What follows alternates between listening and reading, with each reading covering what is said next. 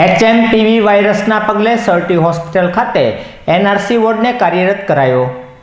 ગુજરાત સહિત 3 રાજ્યોમાં HMPVના 3 કેસો નોંધાતા સરકાર દ્વારા એડવાઇઝરી જાહેર કરવામાં આવી છે, જેના અનુસંધાને ભાવનગર સરટી હોસ્પિટલ ખાતે NRC વોર્ડમાં 12 વેન્ટિલેટર સાથે 40 બેડને વોર્ડને કાર્યરત કરવામાં આવ્યો છે, જેમાં અધિક્ષક ચિન્મય શાહને પૂછપરછ કરતા HIV વાયરસ કોરોના નથી, માત્ર શરદી ખાંસી તેમજ વાયરસનું 25 વર્ષથી અસ્તિત્વ છે, પણ આવા લક્ષણો દેખાય તો ભીડભાડવાળા સ્થળોથી દૂર રહેવું, હાથ વારંવાર સાફ કરવા, ચેપી વ્યક્તિઓથી ચીજવસ્તુઓનો ઉપયોગ ટાળવો તેમ ચિન્મય શાહે જણાવ્યું હતું।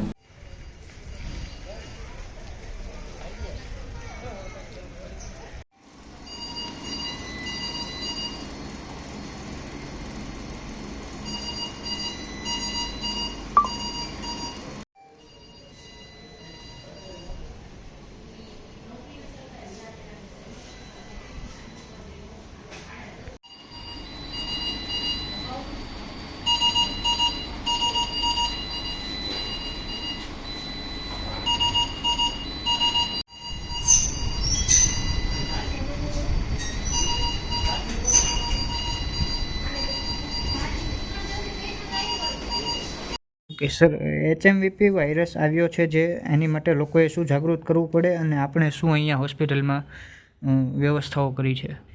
સૌથી પહેલાં તો લોકોને જાગૃતિમાં એવું છે કે ગભરાવાની જરૂર નથી, પેનિક થવાની જરૂર નથી। જે આપણે રૂટીન શરદી ખાંસી હોય એ પ્રકારનો જ વાયરસ છે। હાલના તબક્કે અલગ અલગ જગ્યાએ એની તૈયારીઓ ચાલુ છે। એના ભાગરૂપે આપણે ટેસ્ટિંગ માટેની તૈયારીઓ કરી છે, કીટ માગવા માટે કહી દીધું છે।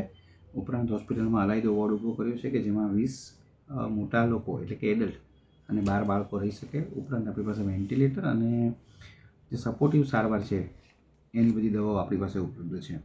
તમારા માધ્યમથી હું લોકોને એ કહેવા માગીશ કે જે રૂટીન ધ્યાન રાખતા હોય કે ભાઈ છીંક આવે ત્યારે આપણે રૂમાલ નાકની આડો રાખવો જોઈએ, પછી એ બીજાને વાપરવો ન જોઈએ।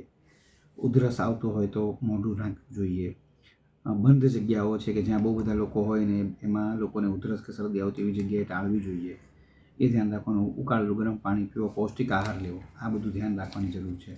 અને બાકી હાલના તબક્કે પેનિક થવાની કોઈ કંઈ જરૂર નથી, બરાબર? કારણ કે આપણે પેનિક થઈએ ને એટલે આપણી જે રોગપ્રતિકારક શક્તિ છે ઓછી થાય, તો એ ન થાય એના માટે સ્વસ્થ રહેવાનું છે, ખોરાક વ્યવસ્થિત લેવાનો છે, તો આપણે આને લડી શકીશું અને આમાંથી બહાર આવી શકીશું।